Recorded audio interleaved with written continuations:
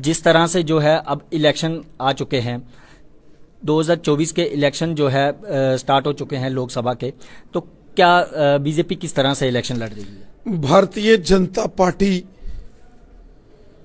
पूरे देश के साथ साथ जम्मू कश्मीर में भी लोकसभा चुनावों में जबरदस्त जीत हासिल करने के लिए जम्मू कश्मीर में पूरी तरीके से तैयार है। जम्मू कश्मीर के कोने कोने में आज भारतीय जनता पार्टी सबसे मजबूत ऑर्गेनाइजेशन है। जम्मू हो या कश्मीर हो, उधमपुर कठुआ डोडा पार्लियामेंट सीट हो या जम्मू रियासी पार्लियामेंट सीट हो, अनंतनाग रजौरी पुंछ हो, श्रीनगर हो या बारामूला पार्लियामेंट की सीटें हों, बीजेपी पूरी ताकत के साथ चुनाव लड़ेगी।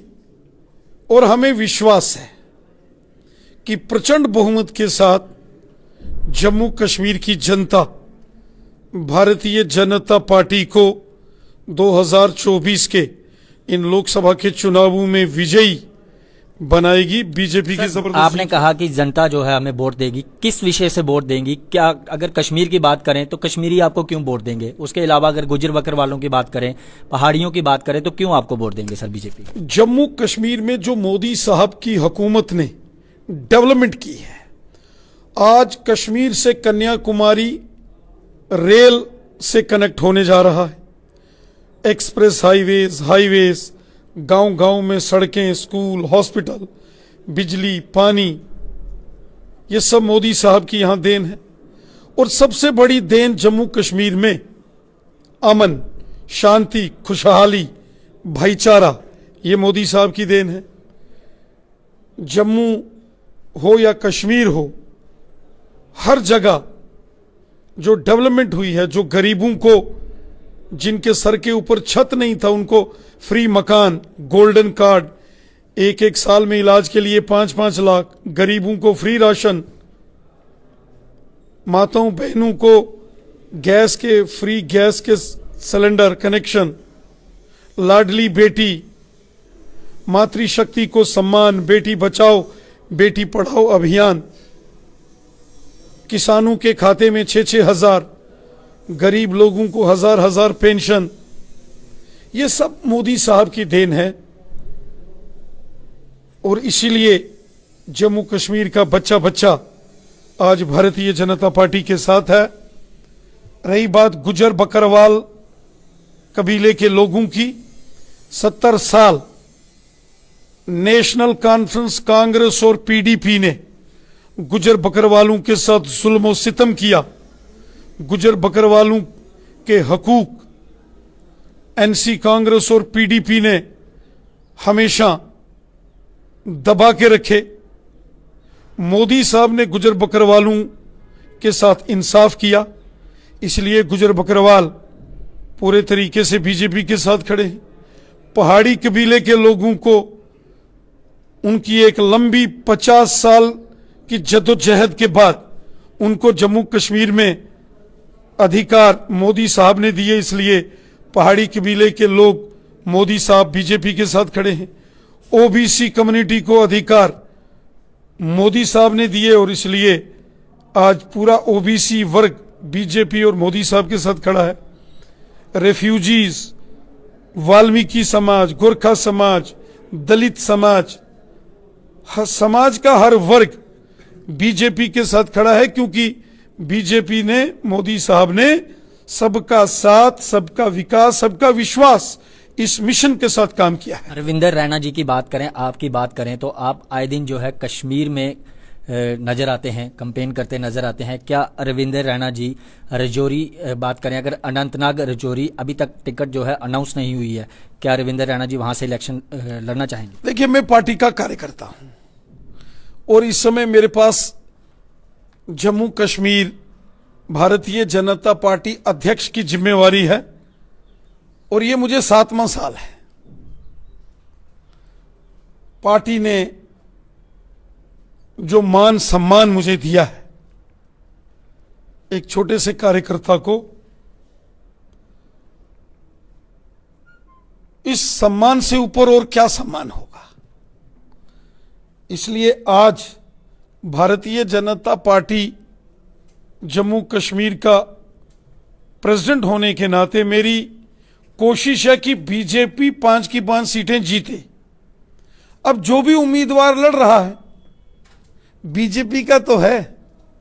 नहीं, मेरा सवाल है आपसे कि आप रजौरी अनंतनाग सीट से चुनाव लड़ रहे हैं सर, कि अभी तक टिकट अनाउंस नहीं की गई, इसको जो है गुप्त रखा गया है, कि आखिर क्यों अभी तक अनाउंस नहीं की। पार्टी का जो मैंडेट है, पार्टी की जो टिकट्स होती है, वो पार्टी की केंद्रीय चुनाव समिति वो उसकी घोषणा करती है। और एक पार्टी का समर्पित कार्यकर्ता होने के नाते से जो भी निर्णय, जो भी फैसला हमारी पार्टी करेगी, वो हमें उसको स्वीकार करके उस पर काम करना होता है। सर, सिटीजन अमेंडमेंट एक्ट की बात करें तो उमर अब्दुल्ला की बात करें, जिस दिन ये एक्ट जो है लागू हुआ, उनका कहना था कि ये एक विशेष सुविधा के खिलाफ है, उस पर उन्होंने शंका जताई है, क्या कहेंगे। देखिए, मैं कानून लॉ का स्टूडेंट रहा हूं और मैंने post graduation international laws and human rights में की है। जम्मू यूनिवर्सिटी के लॉ स्कूल से मैं पढ़ा हूं।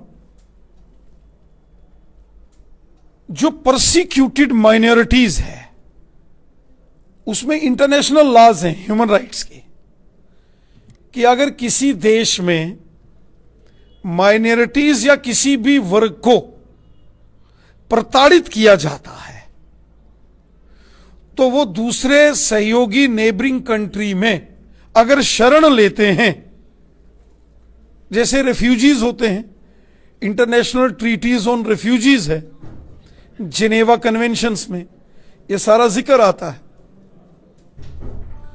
तो उसी प्रकार जो परसिक्यूटेड माइनॉरिटीज हैं, पाकिस्तान, अफगानिस्तान, बांग्लादेश, जो 2014 से पहले उन देशों से भागकर हिंदुस्तान में रह रहे हैं। दिल्ली के अंदर आप चले जाएंगे, एक कॉलोनी है जहां पाकिस्तान से आए हुए लोग बसे हैं, तो वो क्या हैं, तो परसिक्यूटेड माइनॉरिटीज हैं। सर, नॉन मुस्लिम तो क्यों नहीं? ऐसे समाज को अगर अधिकार देने की बात आई है तो ये तो Geneva convention international human rights के अंदर विदित है, और India is a party to national international human rights commission. जो जिनेवा कन्वेंशन है, इंडिया उसका सिग्नेटरी है। तो ऐसा कोई भी व्यक्ति जो परसिक्यूटेड माइनॉरिटीज है, वो अगर हमें कहता है कि मुझे अपनी जान, माल और परिवार की हिफाजत के लिए, जो हिंदुस्तान में 2014 से पहले का आया है, चाहे वो नॉन मुस्लिम है, तो उसको अधिकार दिए हैं इसमें। सर, एक आखिरी सवाल, कश्मीर के तमाम लोग आपको देख रहे हैं, दिल में कौन है ये बताइए। दिल में पूरा जम्मू कश्मीर है। कश्मीर के लोगों के साथ कितना प्यार कश्मीर के लोग भी बड़े, देखिए, जम्मू हो या कश्मीर हो, है तो एक ही रियासत है, एक ही यूटी है। जम्मू भी हमारा है, कश्मीर भी हमारा है। हम तो कहते हैं जो पाकिस्तान के कब्जे में पीओके है वो हमारा है। वहां के लोग हमारे होम मिनिस्टर साहब ने कहा है जो पाकिस्तान के कब्जे वाला जम्मू कश्मीर है, मुजफ्फराबाद, मीरपुर, कोटली, भिंबर, बाग, पलंदरी, देवा, बटाला, नीलम वैली, गिलगित, बल्टिस्तान, सुदनोती, हजीरा, वहां के लोग हमारे हैं। जब उनको हम इतना मान सम्मान देते हैं तो कश्मीर के लोग तो है ही हमारे हैं। कश्मीर में जब हम जाते हैं तो वहां देश का झंडा कौन बुलंद करता है? वहां के कश्मीरी बुलंद करते हैं। इसलिए हम सब भाई भाई हैं। जो मोदी साहब का नारा है, सबका साथ, सबका विकास, सबका विश्वास, उसमें जम्मू भी है, कश्मीर भी है, पूरा हिंदुस्तान है, पूरा मुल्क है। कोई भी शख्स, कोई भी इंसान खराब नहीं होता। सर जीएमसी की बात करूंगा, बहुत से जीएमसी जो है जम्मू कश्मीर में दिए गए, उनमें उधमपुर भी है, रजौरी भी है, लेकिन आए दिन आज भी जो है लोगों को जीएमसी जम्मू में रेफर किया जाना पड़ता है। आखिर कब जहां पर स्टाफ पूरा होगा, कब जो है आप इस चीज़ में चेंजिंग लाएंगे? हॉस्पिटल दे दिया, जीएमसी बना दिया, लेकिन उसमें वो सुविधा कब मिलेगी? अब कब जो है इनको रेफर से छुटकारा मिलेगा? उधमपुर का जो मेडिकल कॉलेज है अच्छे से काम कर रहा है, और अगर कोई कमी पेशी होगी तो आने वाले दिनों में दूर करेंगे।